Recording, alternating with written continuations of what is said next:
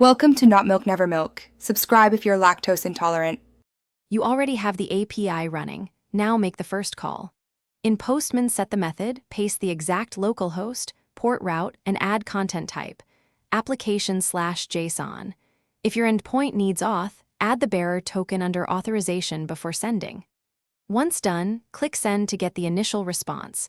This confirms routing and server startup. Make sure to inspect the status code and response body so you know whether the controller executed and returned the expected payload. Next, refine the request. Add query string values in params or replace route placeholders with path variables. For post or put, choose body right arrow raw right arrow JSON and paste well-formed JSON that matches your DTOs. Bad JSON causes model binding errors. Use environment variables for host and token to avoid manual edits. Once you run the call, check headers like content type and response codes. This helps you distinguish between validation, authentication, and server errors so you can iterate quickly. Finally, validate and automate.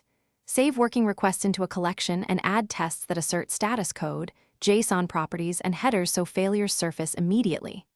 Run the collection in the runner or with Newman for CI. This automates regression checks. If something fails, inspect server logs, verify CORS policies, confirm the authorization header, and validate JSON schema. These are the most common issues. If you still see 401 or CORS failures, recheck middleware ordering and the exact header names sent by Postman.